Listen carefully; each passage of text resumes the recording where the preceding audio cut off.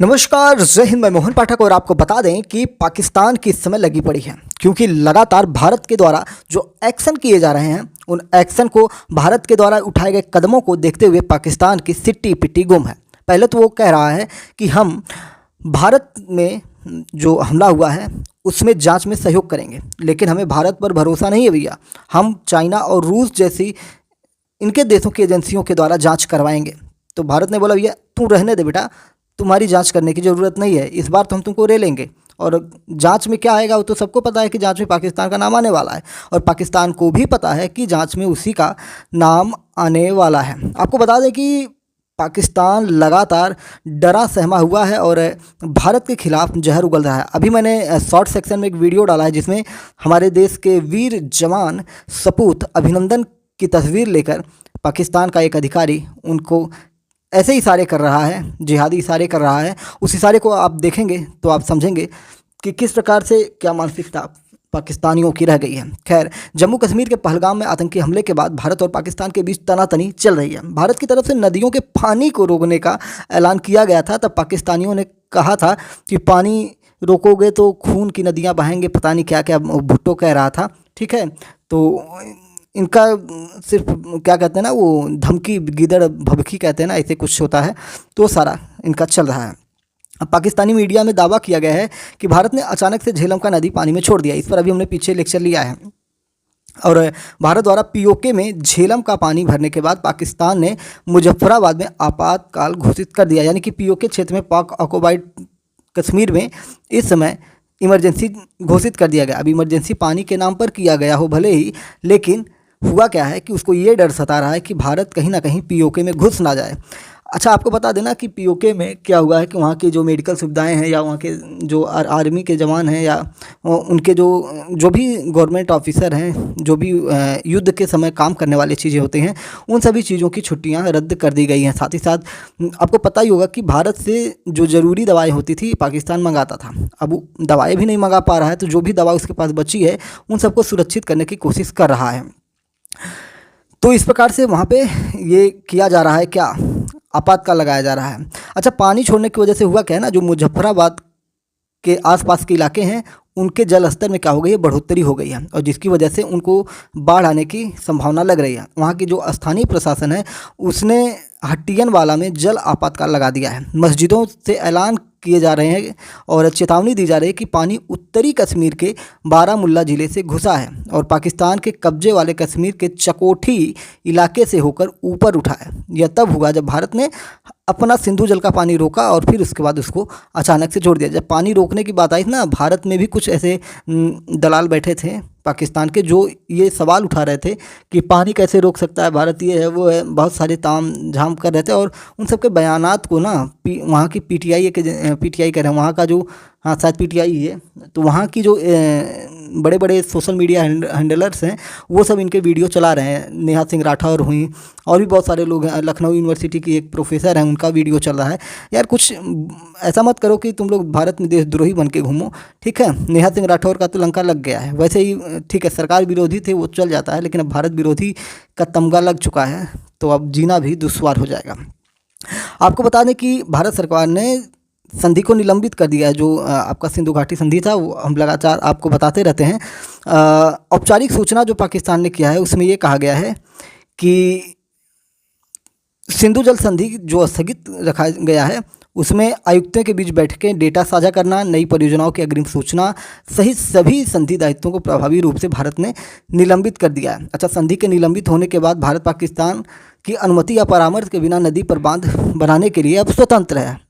आपको बता दें कि पाकिस्तान ने सिंधु जल संधि को भारत द्वारा निलंबित करने के फैसले को खारिज कर दिया है। उसने कहा है कि संधि के तहत पाकिस्तान के पानी के प्रवाह को रोकने के लिए किसी भी कदम को युद्ध की कार्रवाई के रूप में देखा जाएगा। दोनों देशों ने 9 साल की बातचीत के बाद सितंबर 1960 में इस संधि पर हस्ताक्षर किए थे, जिसका एकमात्र उद्देश्य सीमा पार की नदियों में से संबंधित मुद्दों का प्रबंधन करना था। अच्छा, आपको एक बात बताने ना, इससे पहले कितनी भी लड़ाइयाँ हुई थी, पानी नहीं रोका गया था, पानी नहीं रोका गया था। तो इससे पाकिस्तान को ये लग रहा था कि कुछ भी हम कर लेंगे, कितने भी युद्ध हो जाएंगे, जैसे कारगिल युद्ध हुआ, फिर सारे युद्ध हुए, 2-3 युद्ध हुए थे, बांग्लादेश पाकिस्तान टूट कर अलग हुआ, फिर भी पानी का जो सिंधु का पानी था उसको रोकने की कोशिश से नहीं की गई। और ये इनका ओवर कॉन्फिडेंस था कि भारत भले ही सरकार पानी ना रोक पाए, लेकिन एक मेंटली प्रेशर तो बना दिया है ना कि पानी हम रोक सकते हैं। भले ही पानी सिंधु का पानी पाकिस्तान में जाता रहे, लेकिन पहले जो था डेटा दिया जाता था कितना पानी है, इतना क्यूसेक पानी है, इतना छोड़ा जाएगा, इतना रोका जाएगा,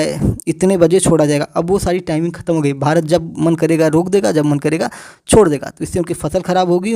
पता चले वो नदी के मुहाने पर काम कर रहे हैं और इधर से अचानक से फ्लड की तरह मतलब तेज़ी से पानी गया, उधर 200-300 1,000-500 लोग बह गए।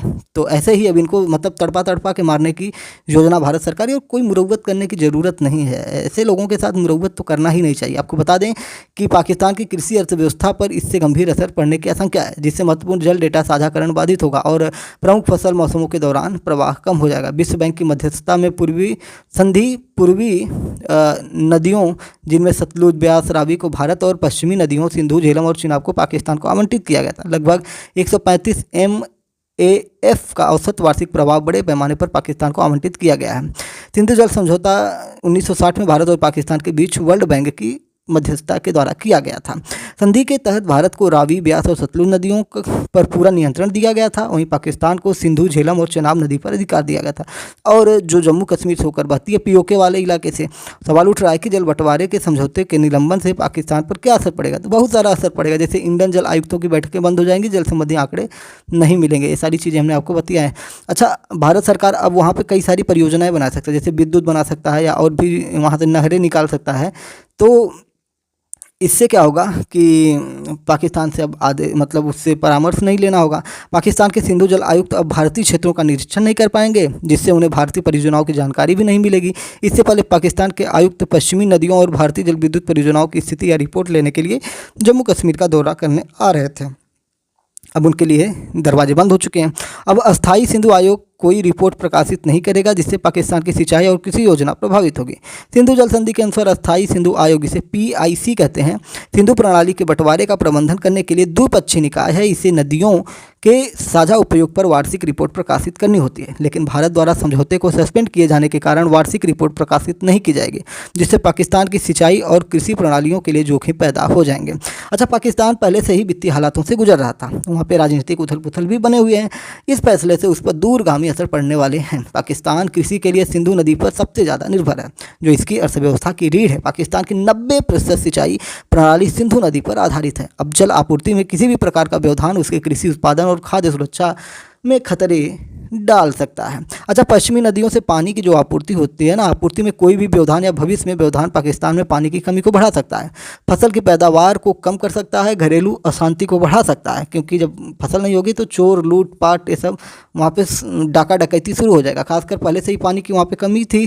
पंजाब और सिंध प्रांतों में हालात बद से बदतर हो जाएंगे। अच्छा, कृषि उत्पादन के अलावा बिजली आपूर्ति पर भी भारी असर पड़ने वाला है।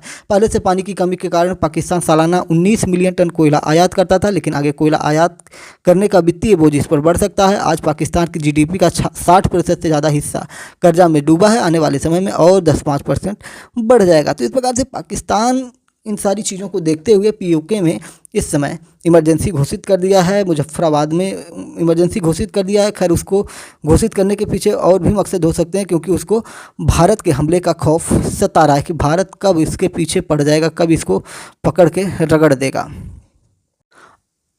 आपको लास्ट में थोड़ा सा बता दें कि पाकिस्तान अधिकृत कश्मीर जो POK है, जिसे भारत लेने के लिए पुरजोर कोशिश कर रहा है, उसमें भारत के संभावित हमले के बढ़ते डर के कारण मेडिकल इमरजेंसी घोषित की गई है। झेलम और लीपा घाटी में स्वास्थ्य सेवाओं को उच्च सतर्कता पर रखा गया है। सरकारी आदेशों के अनुसार सभी मेडिकल स्टाफ की छुट्टियां रद्द की गई हैं। उन्हें तुरंत अपनी ड्यूटी पर वापस लौटने का निर्देश दिया गया है। ये कदम किसी भी संभावित आपातकालीन स्थिति से निपटने के लिए उठाया गया। जिला मुख्यालय, अस्पतालों और सभी स्वास्थ्य केंद्रों को निर्देश दिया गया है कि वो डॉक्टरों, पैरामेडिकल स्टाफ और एम्बुलेंस चालकों को हर समय तैयार रखें। किसी भी प्रकार की लापरवाही बरतने वाले मेडिकल कर्मचारियों के खिलाफ सख्त कार्रवाई करने की बात भी कही गई है। तो ये रहा POK में लगने वाली इमरजेंसी की बात हमने आपको बता दी है। उम्मीद है कि चीज़ें समझ में आई होंगी। पाकिस्तान की हर एक अपडेट्स के लिए MPS हिंदी को सब्सक्राइब करके हमारे साथ जुड़ जाइए। जय नमस्कार, भारत माता की जय।